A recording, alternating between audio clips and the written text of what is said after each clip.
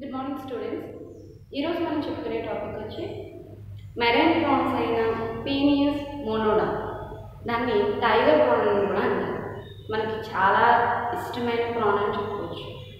చాలామంది చిన్న చిన్న ప్రాన్స్ కంటే చాలా పెద్ద రొయ్యల్ని ఇష్టపడుతూ ఉంటారు.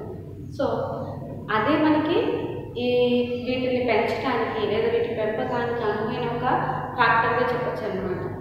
వీటిని టైగర్ ప్రాన్స్ అని అంటారు. కాకపోతే వీటి యొక్క సైంటిఫిక్ నేమ్ ఏంటమ్మా పీనియస్ మోనోడా. దీంట్లో ఈ పీనియస్ అనే స్పీషీస్కి చాలా రకాలైన మనకి కుటుంబాలు కనిపిస్తూ ఉంటాయి. బట్ మనం ఈరోజు ఈ యొక్క ప్రాన్ గురించి మాట్లాడడం జరుగుతుంది, అంటే ఈ యొక్క రొయ్య గురించి మనం మాట్లాడడం జరుగుతుంది. సో చూస్తే కనుక దీన్ని టైగర్ ప్రాన్ నార్మల్గా అనడానికి రీజన్ ఏంటంటే, టైగర్ పైన మనకి బ్లాక్ కలర్ చారలు వంటివి కనిపిస్తూ ఉంటాయి కదా పులి పైన. సో అలాంటి నల్లటి చారలు మనకి ఈ ప్రాన్ పైన కూడా కనిపిస్తూ ఉంటాయి అన్నమాట. బ్లాక్ కలర్లో చారలు కనిపిస్తూ ఉంటాయి. చాలా పెద్దగా కూడా ఇవి ప్రాన్లు పెద్దగా ఉంటాయి అన్నమాట. వీటి సైజ్ వచ్చేసి మినిమం 18 to 20 సెంటీమీటర్స్. మన లార్జ్ స్కేల్ ఉంటుంది కదా, 20 సెంటీమీటర్స్ స్కేల్ అంత పొడవు మనకి ఉండే అవకాశాలు ఉంటాయి. మ్యాక్సిమం 18 అనేది ఇంకా బాగా దొరికే లెంత్ అనమాట. మనకి ఆ పొడుగులు అంటే ఆ యొక్క పొడుగులో మనకి ఈ ప్రాన్స్ కనిపించే అవకాశం ఉంటుంది. సో వీటికి ఎందుకు ఇంత డిమాండ్ అని చెప్పొచ్చు అనమాట. ఎందుకు ఇంత డిమాండ్ అంటే కనుక ఇవి పెద్దగా ఉంటాయి అండ్ వీటిలో పోషక విలువలు కూడా చాలా రిచ్ కంటెంట్లో ఉంటాయి. ఇది ఈజీ అండ్ దీంట్లో స్పైన్స్ ఒకటి ఉండవు కదా. మన స్పైన్స్ అసలు మనం ప్రాన్ తినేటప్పుడు ఇటువంటి ముళ్ళు కానీ ఏమీ కానీ అస్సలు అనిపించు. అండ్ వెరీ టేస్టీ ఐటమ్స్ కాబట్టి వీటికి చాలా ఎక్కువ డిమాండ్ ఉంది. అండ్ మనం లాస్ట్ క్లాస్లో మంచినీటి రొయ్యల గురించి చెప్పుకున్నాం, అవునా? సో ఇప్పుడు మనం వీటిని మెరైన్ ప్రాన్స్ గురించి మాట్లాడుకుంటాయి. సముద్రపు నీటిలో పెరిగేటటువంటి టైగర్ ప్రాన్ అంటే పీనియస్ మోనోడా అనే ప్రాన్ గురించి ఈరోజు మాట్లాడుకుంటాం అనమాట. సరే, వీటి యొక్క ప్రజనన విధానం తెలుసుకుంటాం. ప్రజనన విధానము, వాటిని ఎలా పెంచుతారు అనేది చూస్తే కనుక, వాటికి ఏ విధమైన ఆహారం వేస్తారు, ఇటువంటి టాపిక్స్ అన్ని మనం ఈరోజు మాట్లాడుకుంటే కనుక వీటిలో మొట్టమొదటిగా స్త్రీ పురుష జీవులు అనేవి ఉంటాయి. అంటే లైంగిక విరూపత మనకి అనేది చాలా బాగా తెలుస్తుంది అనమాట. అంటే వీటిలో స్త్రీ పురుష జీవులు అనేవి మనకి కనిపిస్తూ ఉంటాయి. సరే, చూసుకుంటే వీటిలో మనకి ఈ విధమైన ప్రాన్స్ని, అంటే బాగా ఎదిగిన ప్రాన్స్ని తీసుకోవాలి. అంటే పరిపక్వతకు వచ్చిన ప్రాన్స్ని మనం తీసుకుని స్త్రీ పురుష ప్రాన్స్ని రెండింటిని తీసుకుని ఒక సెట్గా తీసుకుంటాం. దీనికి ప్రజననం జరపడం కోసం, బ్రీడింగ్ కోసం అనమాట. సో వాటిని తీసుకుని సముద్రం నుంచి తీసిన వెంటనే వాటిని శుభ్రంగా మనం ఏం చేయాలమ్మా, కడిగేయాలి. చక్కగా కడిగేసి, అంటే దానిపైన ఏమైనా సూక్ష్మజీవులు కానీ ఏమైనా వస్తే వాటిని నీట్గా క్లీన్ చేసుకోవడం కోసం ఏం చేస్తాం, ఫస్ట్ వాటిని వాష్ చేసేస్తాం. చేసేసిన వెంటనే వాటిని తగినటువంటి, అంటే సముద్రపు నీటితో నింపినటువంటి తొట్లలో కానీ, అంటే చిన్న చిన్న బకెట్స్ లేకపోతే టబ్స్ లాంటి వాటిలో వేసేయాలి. సముద్రపు నీటితో నింపబడిన వాటిలో వేసేయాలి. లేదు అనుకుంటే చెరువులు, మనం ఏదైతే టబ్ పెట్టుకుని ఆల్రెడీ ఉంచుకున్నామో దాంట్లో సముద్రపు నీటితో నింపుకొని ఉంచుకున్నామో ఆ చెరువులో వాటిని ఇంట్రడ్యూస్ చేసేయాలి. చేసేసి వాటికి మనం తగినటువంటి కవర్ పైన వేసేయాలన్నమాట. అంటే డార్క్నెస్ అనేది వీటికి చాలా అవసరం ప్రజనన సమయంలో. అందువల్ల మనం ఏం చేస్తామంటే బ్లాక్ కలర్లో ఉండే ప్లాస్టిక్ షీట్స్ కానీ, పాలిథిన్ షీట్స్ కానీ, దోమ తెరలు కానీ వాటిపైన మనం కప్పేయాలన్నమాట. ఇలా చేయడం అనేది ఫస్ట్ స్టార్టింగ్ ప్రాసెస్ అనమాట. ఇక్కడ మనం చూసుకుంటే కనుక దీంట్లో ప్రజననం అనేది ఎలా జరుగుతుంది, ఏ విధంగా జరుగుతుంది అని చూస్తే కనుక, ప్రజననం అనేది 80 to 180 మినిట్స్లో జరుగుతుంది. అంటే 80 నుంచి 180 నిమిషాలలో మనకి ఈ ప్రజననం అనేది నైట్ టైమ్ 12 to 3, అంటే 12 గంటల నుంచి 3 గంటల సమయం ఉంటుంది కదా నాన్న. ఆ సమయంలో మనకి ఈ టైగర్ ప్రాన్స్లో ప్రజననం అనేది జరగడం మనం అబ్జర్వ్ చేయొచ్చు అనమాట. ఇక్కడ మనం చూసుకుంటే కనుక వీటిలో మనకి ఎలా జరుగుతుంది ఏంటి అనే విషయాలు మాట్లాడుకున్న తర్వాత రిమైనింగ్ పాయింట్స్ మాట్లాడతాం. ఇక్కడ మనకి పెటాస్మా అండ్ థైలికం అనేవి వీటిల్లో మనం చెప్పుకునే మెయిన్ ఆర్గాన్స్. థైలికం అనేది ఫీమేల్ ప్రాన్కి సంబంధించిన పార్ట్. మేల్ ప్రాన్కి సంబంధించిన పార్ట్ వచ్చేసి పెటాస్మా. పెటాస్మా ఎక్కడ ప్రజెంట్ అయి ఉంటుంది, థైలికం ఎక్కడ ప్రజెంట్ అయి ఉంటుంది తెలుసు. థైలికం ఫీమేల్ ప్రాన్ అంటే ఆడ రొయ్యలో మనకి దాని యొక్క పృష్ఠతలంలో మనకి కనిపిస్తూ ఉంటుంది. దాని యొక్క పృష్ఠతలంలో మనకి ఇమిడి ఉంటుంది అనమాట, అంటే ఓపెన్గా ఉంటుంది. అండ్ మేల్ ప్రాన్కి అంటే మగ రొయ్యలో మనకి పెటాస్మా అనేది మొదటి క్లియోపార్ట్స్ అంటే ఫస్ట్ అపెండేజెస్ ఆఫ్ క్లియోపార్ట్స్ అంటాం కదా, దాని బాడీ అపెండేజెస్లో మాట్లాడుకున్నప్పుడు ఫస్ట్ క్లియోపార్ట్స్లో మనకి కనిపిస్తుంది అనమాట. సో ఇలా అక్కడ మనకి పెటాస్మా అనేది, థైలికం అనేది ఫీమేల్ యొక్క పృష్ఠ భాగంలో ఈ రెండు ప్లేసెస్లో మనకి వాళ్ళ యొక్క ఆర్గాన్స్ అనేవి ప్రెసెంట్ అయి ఉంటాయి. ఆ ప్లేసెస్లో మనకి ఫీమేల్లో అండాశయము, ఓకేనమ్మా. అలాగే మేల్స్లో శుక్రాశయము, శుక్రకణాన్ని రిలీజ్ చేసేవి మేల్స్ కాబట్టి మేల్స్లో శుక్రాశయము, అలాగే ఫీమేల్స్లో అండాశయము అంటే ప్రెసెంట్ అయి ఉంటుంది. థైలికం దగ్గర అండాశయము, పెటాస్మా దగ్గర శుక్రాశయము ప్రెసెంట్ అయి ఉంటాయి. సో వీటిని ఇలా బాగా పరిపక్వతను చెందిన అంటే రిప్రొడక్టివ్ ఆర్గాన్స్ కూడా బాగా పెరిగిన ఈ యొక్క ప్రాన్స్ని, పరిణితి చెందిన ప్రాన్స్ని మనం ఏం చేస్తాం, మొట్టమొదటిగా చెరువు అంటున్నాను, సముద్రం నుంచి పట్టుకుంటాం, మెరైన్ అనేది. సో మనం ఏం చేస్తామమ్మా, సముద్రం నుంచి వాటిని పట్టుకొని అంటే స్త్రీ పురుష రొయ్యల్ని తీసుకుని శుభ్రంగా వాష్ చేసేసి మనం ఏదైతే సిద్ధపరచుకుని ఉంచుకున్నామో ఆ టబ్స్ లేదా చెరువుల్లో వాటిని ఇంట్రడ్యూస్ చేసేయాలన్నమాట. చేసి మనం ఏదైతే చెప్తున్నాం టైమింగ్ నైట్ టైము 12 to 3 ఆ మధ్యలో జరుగుతుంది. అది కూడా 80 to 180 minutes వాటికి ఖచ్చితంగా ఒక సమయం కావాలి అని చెప్పుకుంటున్నాం కదా. సరే, వాటిని న్యాచురల్ అట్మాస్ఫియర్ నుంచి తీసేసి మనం ఆర్టిఫిషియల్గా రెడీ చేసిన వాటిలో ఉంచాలనుకుంటున్నాం. అక్కడ వాటి యొక్క రిప్రొడక్షన్ ప్రక్రియ స్టార్ట్ అవ్వాలి అనుకున్నాం.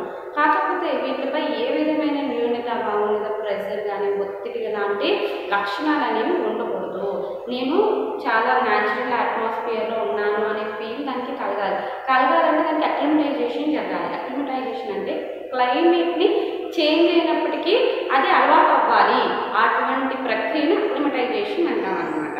ఇప్పుడు అది సముద్రంలో ఉన్నది సడన్గా తీసుకొచ్చి మనం ఒక టబ్లో కానీ లేదా ఒక చెరువులో కానీ వేసేస్తాం. దానికి ఆ ఫీల్ క్రియేట్ అయ్యేంత టైం దానికి మనం ఇవ్వాలన్నమాట. అంటే అది స్టేబుల్ అవ్వాలి, ఫైన్ అనే ఫీల్ దానికి వచ్చేంత వరకు కూడా మనము వెయిట్ చేయాలి. అలా వెయిట్ చేస్తే దాన్ని ఏమంటామమ్మా, అక్లిమటైజేషన్ అంటాం.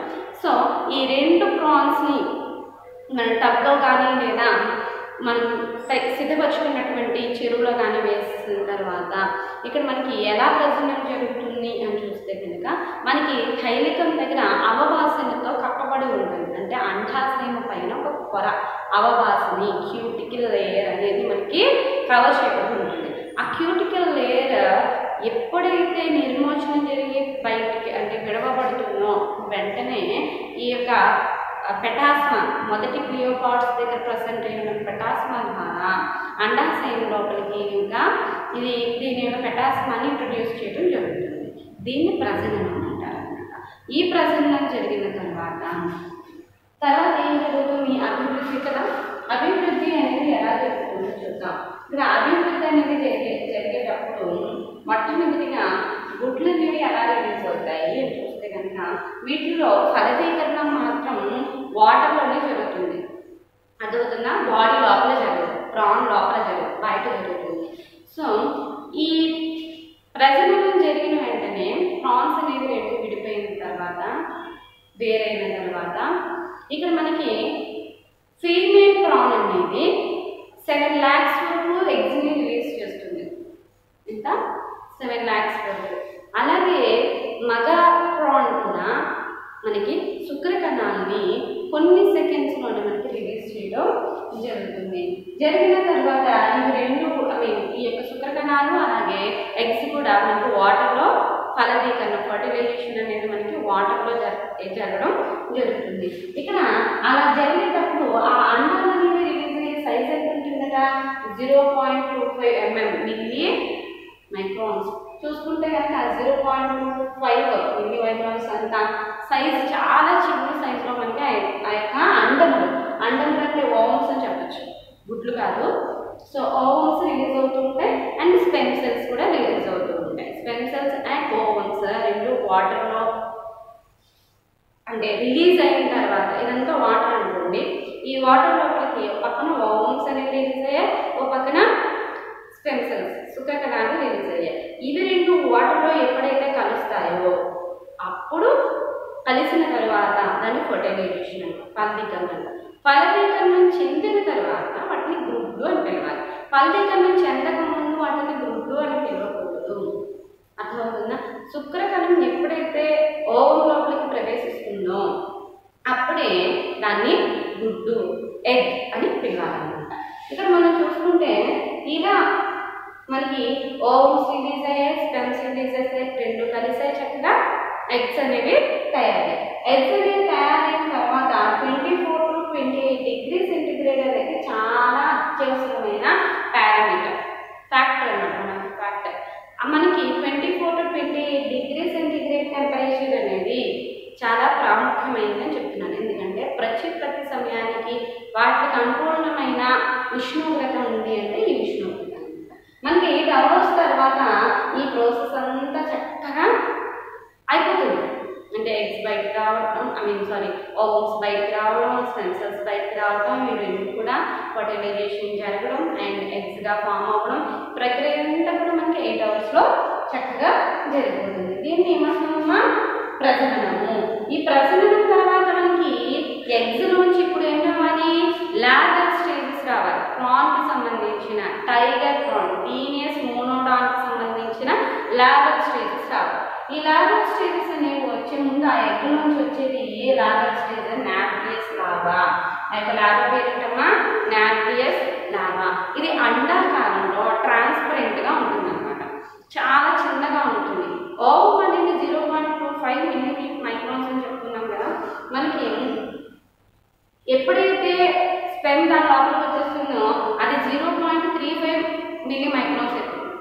అంటే దాని సైజ్ కొంచెం ఇంక్రీజ్ అవుతుంది అన్నమాట. ఇంకొక 10 microns దాని సైజు పెరుగుతుంది. సో ఈ నాప్లియస్ అనేది ఎలా ఉంటుంది? అండాకారంలో ఉంటుందని చెప్పాను. అలాగే దీనికి పేర్స్ ఆఫ్ అపెండేజెస్ అంటే 3 జతల ఉపాంగాలు ఉంటాయి. ఎన్ని? 3 జతల ఉపాంగాలు శాఖీయంగా అభివృద్ధి చెంది బ్రాంచెస్ లైక్ ఉంటాయన్నమాట. అండ్ ఇది ఈ నాప్లియస్ లార్వా అనేది గుడ్డు నుంచి బయటకు వచ్చిన తర్వాత ఎటువంటి ఆహారాన్ని తీసుకోదు. గుడ్డు నుంచి పిల్లజీవి బయటకు వచ్చింది. ఆ పిల్లజీవి పేరేంటి? నాప్లియస్ లార్వా. ఈ నాప్లియస్ లార్వా సైజ్ ఎంత ఉంటుంది? 0.35 microns. ఈ యొక్క సైజులో ఉన్న నాప్లియస్ లార్వా ఏ విధమైన ఆహారాన్ని తీసుకోదు. ఎందుకంటే దాంట్లో యోక్ శాఖ అనేది ప్రజెంట్ అయి ఉంటుంది. యోక్ మెటీరియల్ అంటే సొన పదార్థం అనేది ప్రజెంట్ అయి ఉంటుంది. ఆ సొన పదార్థాన్ని అనేది తీసుకుంటూ ఎప్పుడే దాన్ని లోపల ఉన్న సొన పదార్థం అంతా అయిపోయేంత వరకు దానిపైన ఆధారపడి ఉంటుంది అనమాట. సో దాని కలర్ అనేది మనకి ఎల్లోయిష్ కలర్లో ఉంటుంది. బ్లాక్ అండ్ ఎల్లోయిష్ కలర్లో మనకి కనిపిస్తూ ఉంటుంది. ఇక్కడ తర్వాత మనకి ఈ నాప్లియస్ లార్వా అనేది వేరే లార్వాలా కన్వర్ట్ అవ్వాలి. వేరే లార్వా అంటే ఏంటి? ప్రోటోజోయా, జోయా లార్వా లాగా మనకి కన్వర్ట్ అవ్వాలి. తర్వాత మనకి లాస్ట్లో వేరే లార్వా. ఇప్పుడు లార్వల్ స్టేజెస్ అనమాట. తర్వాత ఎప్పుడో చివరి మనకి ప్రౌఢ లార్వా అంటే పిల్ల లార్వా, పిల్ల ప్రాన్ కింద తయారవుతుంది. అంటే రొయ్య పిల్ల కింద తయారవుతుంది అనమాట. అలా తయారయ్యే ముందు ప్రాసెస్లో ఫస్ట్ నాప్లియస్, తర్వాత ప్రోటోజోయా, జోయా అండ్ మనకి తర్వాత లాస్ట్లో కనిపించేది కూడా చెప్తూ ఉంటాను. 1 by 1 చెప్తాను అనమాట. ఇప్పుడు మనం చూసుకుంటే కనుక నాప్లియస్ అనేది 5 to 6 times నిర్మోచనం చేస్తుంది. నిర్మోచనం అంటే ఏంటంటే దాని శరీరం పైన ఉన్న కైటిన్ లేయర్ ఉంది కదా, పైన కైటిన్ లేయర్, దానిపైన ఒక గ్లాస్ లైక్ లేయర్ కనిపిస్తుంది కదా మనకి అందరికీ. దాన్ని ఏమంటాము? కర్పరము అంటూ ఉంటాం, షెల్ అంటూ ఉంటాం. ఆ షెల్ ఆ కర్పరాన్ని మనం ఏం చేస్తూ ఉంటామమ్మా? తీసేసి దాన్ని వండడం జరుగుతుంది. ఎప్పుడైతే తీసేసిన తర్వాత మనకి గొల్లలా కనిపిస్తుంది చూసారా, దాన్ని ఏమంటాము? దీని శరీర చర్మము అంటూ ఉంటాం అన్నమాట. ఈ యొక్క గొల్లని ఎప్పుడైతే విడిచిపెడుతుందో దాన్ని నిర్మోచనం అంటామన్నమాట. అంటే నాప్లియస్ అనేది ఏం చేస్తూ ఉంటుంది? 5 to 6 times దాని యొక్క శరీరం నుంచి దాని యొక్క అవకాశని లేకపోతే దానిపైన ఉన్న ఆ గుల్ల అనేటువంటి భాగాన్ని ఏం చేస్తుందమ్మా? 5 to 6 times ఏం చేస్తుంది? విడిచిపెట్టేస్తూ ఉంటుంది. ఎప్పుడైతే ఇలా విడిచిపెట్టేస్తుందో అది 6వ నిర్మోచనానికి వస్తుంది. ఇలా 6వ నిర్మోచనానికి రావడానికి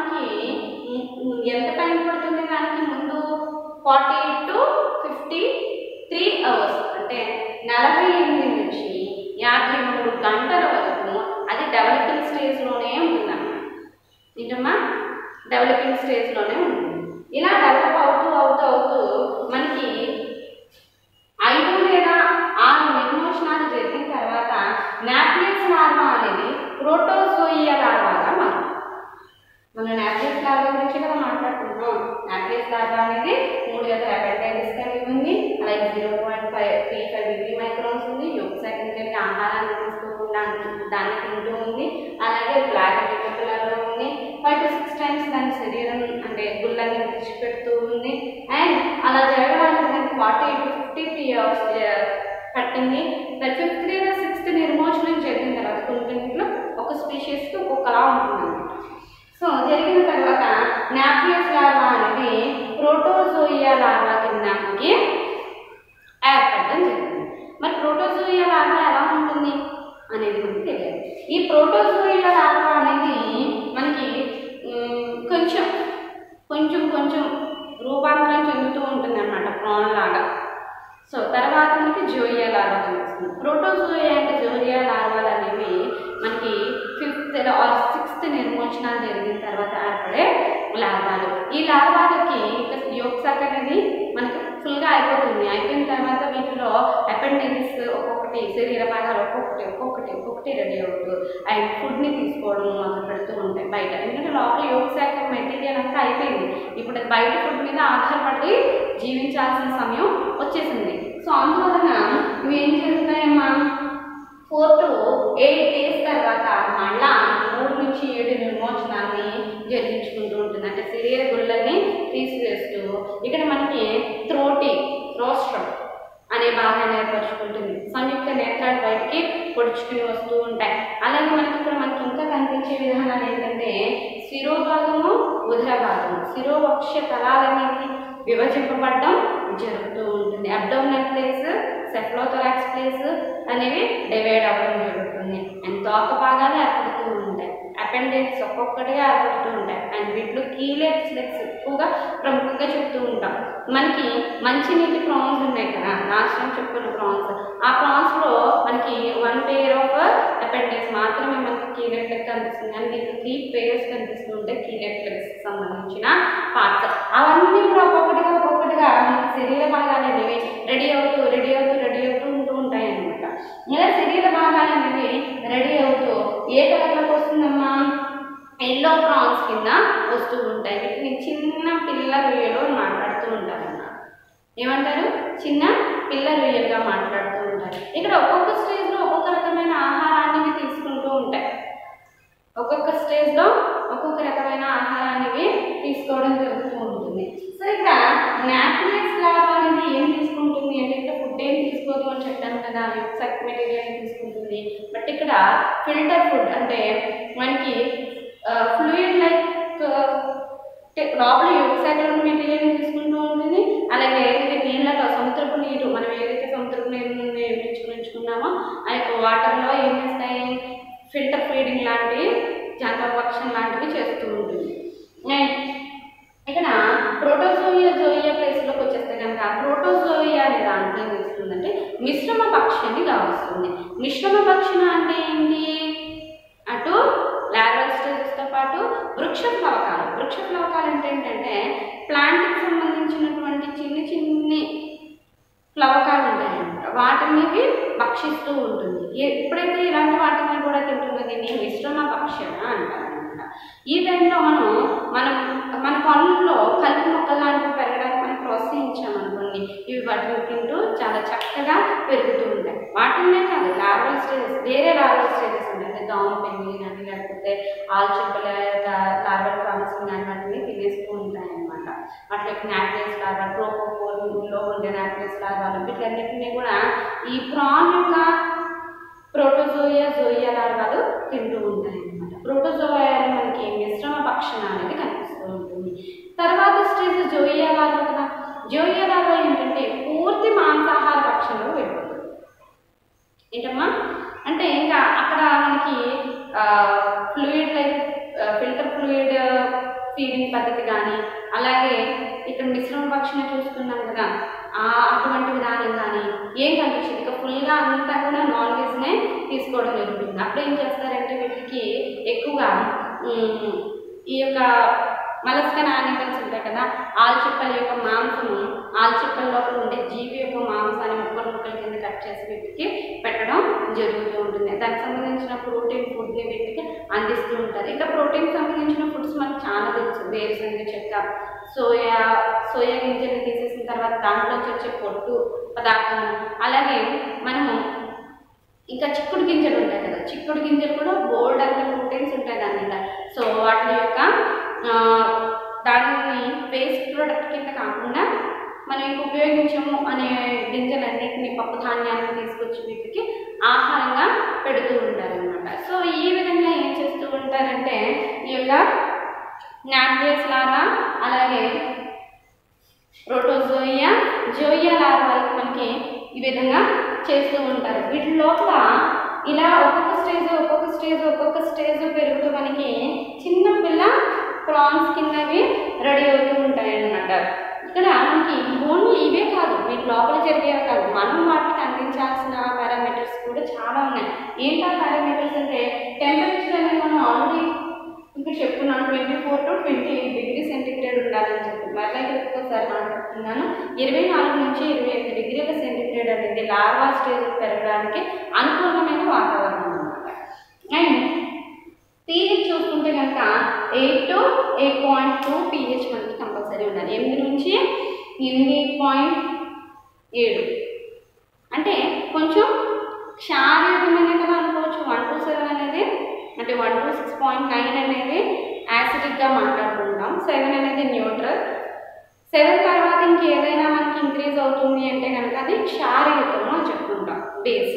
ఇంకా మనం చూసుకుంటే క్షారయుతమైన ఏంటమ్మా వాతావరణాన్ని మనం కల్పించాలి. pH అనేది కొంచెం లైట్గా, చాలా స్లైట్ క్షారయుతాన్ని మనము వాటర్లో క్రియేట్ చేస్తే కనుక ప్రాన్స్ అనేవి చాలా బాగా అభివృద్ధి చెందే అవకాశం మనకి ఉంటుంది.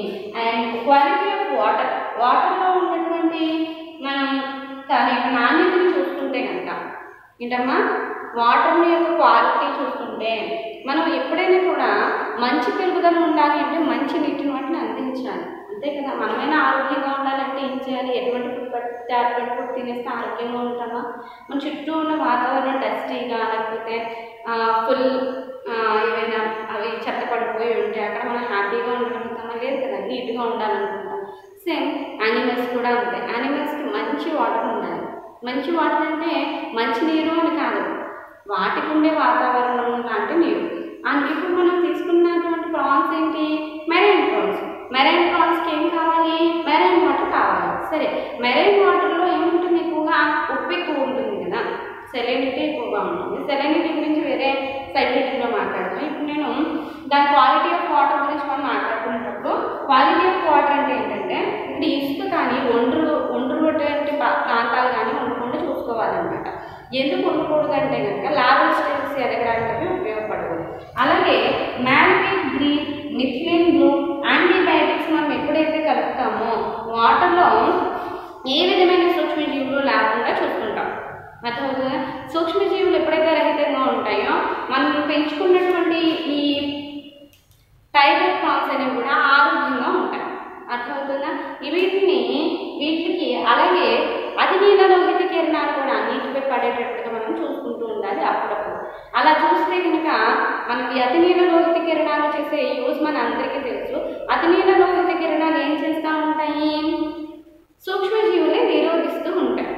అంటే ఏ విధమైన మైక్రో బ్యాక్టీరియాని కానీ మైక్రో ఆర్గానిజమ్స్ని కానీ అవి లేకుండా చూస్తూ ఉంటాయి. అందువల్ల మనకి నీరు అనేది ఎలా ఉంటుంది, చాలా చక్కగా ఉంటూ ఉంటుంది. పొటాషియం నైట్రేట్ వంటి వాటిని యూజ్ చేసామనుకోండి పీపీఎంలో, అంటే 2.0 కొన్నిటినేమో 0.2 అలా మనం పొటాషియం నైట్రేట్ కానీ పొటాషియం సెల్స్ కానీ యూజ్ చేస్తే అట్లా అంటే చెరువులో వేస్తే మనకి కలుపు మొక్కలు పెరుగుతూ ఉంటాయి. కలుపు మొక్కలు అంటే వృక్ష ప్లవకాలు అని చెప్పచ్చు.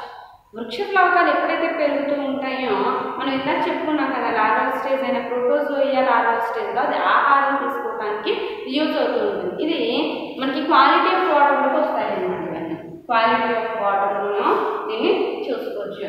లావణ్యత అంటే సెలైనిటీ అంటే దాంట్లో ఉంటే ఉప్పు శాతం ఎంత ఉండాలి. మనం సముద్రపు నీరుని తెచ్చుకున్నాం కదా, బాగా ఉప్పగా ఉన్నటువంటివి లేకపోతే అస్సలు ఉప్పు లేనటువంటివి యూజ్ చేయకూడదు. ఎప్పుడైతే దాంట్లో ఉప్పు శాతం అనేది 28 నుంచి 30% వరకు ఉంటుందో అప్పుడు ఆ యొక్క వాటర్ అనేది పర్ఫెక్ట్గా మనకి లార్వల్ స్టేజెస్ ఎదగడానికి పర్ఫెక్ట్గా మనము యూజ్ చేస్తున్నాము అని అర్థం అనమాట. ఎప్పుడైతే ఈ యొక్క వీటి యొక్క వాటర్ లావణ్యత అనేది 28 to 30% ఉందో అక్కడ మనకి ప్రాన్స్ యొక్క లార్వల్ స్టేజెస్ అనేవి చాలా చక్కగా అభివృద్ధి చెందుతూ ఉంటాయి అన్నమాట. మరి లైట్ పారామీటర్ గురించి మాట్లాడుకుంటే కాంతి అనేది ఎలా ఉండాలి? వీటికి కాంతి అనేది ఎలా ఉండాలి అంటే చాలా డార్క్ ప్లేస్ ఉండాలి. లైట్ ప్లేస్ అనేది మనం ఎక్కువ లైట్ ఫోకసింగ్ చేసేసాం అనుకోండి లార్వల్ స్టేజెస్కి ఎదగడానికి ఇబ్బందిగా అనిపిస్తూ ఉంటుంది. సో మనం డార్క్ ప్లేస్ని ఎక్కువగా ప్రిఫర్ చేయాల్సి ఉంటుంది. ఎప్పుడైతే మనం లైట్ అనేది తగ్గించేసామో వాటిలో గ్రోయింగ్ అనేది పెరుగుతూ ఉంటుంది అనమాట. మరి ఫుడ్ గురించి కూడా ఇందాక మాట్లాడుకున్నాం కదా. ఫస్ట్ నాబ్లేస్ స్టేజ్లో మనం అనేది ఫుడ్ అనేది ఇవ్వనవసరం లేదు. తర్వాత మనం మిక్స్డ్ ఫుడ్ అనేది ఇస్తున్నాం. అంటే జంతు ప్లవకాన్ని లేకపోతే వృక్ష ప్లవకాన్ని ప్రాసెస్ చేస్తున్నాం ఈ యొక్క పొటాషియం నైట్రేట్లు వాటి ద్వారా. అండ్ ఇంకా నీటిని అనేది శుభ్రంగా ఉంచుతున్నాం. ఇక్కడ చూసుకున్న మ్యాల్కేట్ లాంటి క్రీమ్లు అండ్ యాంటీబయాటిక్స్ ద్వారా ఏం చేస్తున్నామో వాటర్ అనేది నీట్గా ఉండేటట్లు చూసుకుంటున్నాం. మరి ప్రోటోజోయా చూసుకుంటే కనుక మనకు అక్కడ కనిపించే వాటిలో ఫుడ్ అనేది కంపల్సరీ మనం ఇంట్రడ్యూస్ చేయాలి. ఆ యొక్క ఫుడ్ని ఎలా ఇంట్రడ్యూస్ చేస్తున్నాము? లార్వా స్టేజ్ని బట్టి మారుస్తూ ఉన్నాం అన్నమాట. ఒక లార్వా స్టేజ్కి ఒకలా ఇస్తున్నాం. ప్రోటోజోయా లార్వా స్టేజ్ ఉందనుకోండి దానికి మిక్స్డ్ ఫుడ్ ఇస్తున్నాం. ఆ స్టేజ్ దాటేసిన కొన్ని రోజులకి అది జోయియా లార్వాగా మారుతుంది. ఈ జోయియా లార్వాగా ఎప్పుడైతే మారుతుందో అప్పుడు దానికి ఓన్లీ నాన్ వెజ్ ఫుడ్ని ఇస్తూ ఉంటాం. తర్వాత రొయ్య పిల్లలుగా మారుతుంది. అప్పుడు దానికి కావాల్సిన ఫుడ్ని మనము ప్రోటీన్ రూపంలో అందిస్తూ ఉంటాం. తర్వాత అది గ్రోయింగ్ పెద్ద రొయ్యలు పెద్ద టైగర్ ప్రాన్ కింద అవుతూ మనకి 18 to 20 సెంటీమీటర్స్ మనకి చక్కగా ఇది పెరుగుతుంది. అలా పెరిగేటప్పుడు దానికి ఫుడ్ అనేది ఒకేసారి ఇచ్చేయకుండా కొంత మనం ఆహారం ఇచ్చినట్లయితే చక్కగా మనకి ప్రాన్స్ అనేవి పెద్ద ప్రాన్స్గా తయారవుతాయి. అలాగే వ్యాధి రహితంగా ఉంటాయి. మంచి గ్రోయింగ్ ఉంటుంది. అండ్ వాటిలో ఏరేటర్స్ని వాటిని మనం చక్కగా యూజ్ చేసుకుంటే తగిన ఈ యొక్క కాంతిని pHని టెంపరేచర్ని మెయింటైన్ చేసుకుంటూ ఫుడ్ ఎప్పటికప్పుడు చూసుకుంటూ అవి ఆరోగ్యంగా ఉన్నాయా లేదా చెక్ చేసుకుంటూ అండ్ లాస్ట్ మంచినీటి రొయ్యల్లో కొన్ని జాగ్రత్తలు ఇంట్రడక్షన్స్ చెప్పడం జరిగింది. ఏంటది అంటే కనుక అది ఫీడింగ్ ట్రైన్ పెడతాం. మనం ఫుడ్ వేసేసి ట్రేని కింద చెరువులో దింపుతామన్నమాట. ఆ ట్రేలో ఉన్న ఫుడ్ అంతా తినేసాయనుకోండి ఆరోగ్యంగా ఉన్నట్టే కదా కనుక. లేదు ఫుడ్ అలాగే ఉండిపోయి ట్రే పైకి తీసినప్పుడు ట్రే నిండా ఫుడ్ ఉందనుకోండి కింద ప్రాన్స్ ఆహారం తీసుకోలేదు. ఆహారం ఎప్పుడు తీసుకోదు? దానికి హెల్త్ బాగాలేనప్పుడు తీసుకోదు. అంటే మనం వెంటనే ఏం గమనించాలి? ప్రాన్స్కి ఏదో ప్రాబ్లం వచ్చింది అంటే లేదా అవి డిప్రెషన్కి గురయ్యాయా లేదా ఏదైనా బ్యాక్టీరియా చేత అవి బాధింపబడుతున్నాయా ఇటువంటి విషయాలు మనం అర్థం చేసుకుంటూ ఉండాలన్నమాట. అలాగే అవి నిర్మోచనాలు జరుగుతున్నాయని చెప్పాను కదా. వాటి యొక్క శరీరంపై ఉన్నటువంటి కైటిన ఆ యొక్క షెల్స్ని విడిచిపెట్టేస్తున్నాయి, కర్పరాలను విడిచిపెట్టేస్తున్నాయి. అలాంటప్పుడు ఏం చేస్తామంటే వాటికి ఆ కర్పరాలను విడిచిపెట్టేసిన తర్వాత రెస్ట్ తీసుకోవడానికి గాను కొన్ని ట్రైన్ మనం కిందకి దింపాలన్నమాట. అవి ఒక చెరువుకి 100 నుంచి 150 వరకు అవసరం పడుతుంటాయి. అది ఎక్కువ ట్రైన్ అట్టిన వాటిని కిందకి దించి ఏం చేస్తామంటే అలా ఉంచుతామన్నమాట. ఆ ఉంచినప్పుడు ఎప్పుడైతే ఈ రొయ్య పిల్లలు శరీరపు యొక్క గుళ్ళను విడిచిపెడతాయో కాసేపు రెస్ట్ తీసుకుంటాయి కదా. అది తీసుకున్నప్పుడు మనం ఏదైతే దింపామో డార్క్ షెడ్ ప్లేట్స్ లాంటివి ఆ ప్లేట్స్లో హాయిగా కాసేపు రెస్ట్ తీసుకుంటాయి. అలా మనం వాటికి కావాల్సిన ప్రతి నీటిని ప్రవేశపెట్టాల్సి ఉంటుంది. అలాగే చెరువులోకి మనుషుల్ని ఎక్కువగా దింపడం అనేది మంచి పని కాదు. ఊరికి దిగి అటు ఇటు నడుస్తూ అవి జరుగుతూ ఇవి జరుగుతూ అవి చాలా తక్కువగా మ్యాక్సిమం మనము మిషనరీ ద్వారాను లేకపోతే వ్యాధిరహితమైన ఏదో ఒక టూల్స్ ద్వారాను లేదా టెక్నాలజీ ద్వారానో చేయడం అనేది మంచి పద్ధతి. కానీ హ్యూమన్స్ని ఊరికి పని వాళ్ళు చెరువులో దిగేసి అవి ఇవి చేయడం అనేది అంత మంచి పద్ధతి కాదు. మనం మేనేజ్ చేసేటప్పుడు చాలా జాగ్రత్తగా ఈ మేనేజ్మెంట్ చేస్తే కనుక అధిక లాభాన్ని పొందవచ్చు. ఇది టైగర్ ప్రాన్స్ యొక్క ప్రజనన విధానం అన్నమాట. మీకు అర్థమైంది అనుకుంటున్నాను. మళ్ళీ ఇంకొక క్లాస్లో మీ అందరినీ కలుస్తాను. Thanks to all.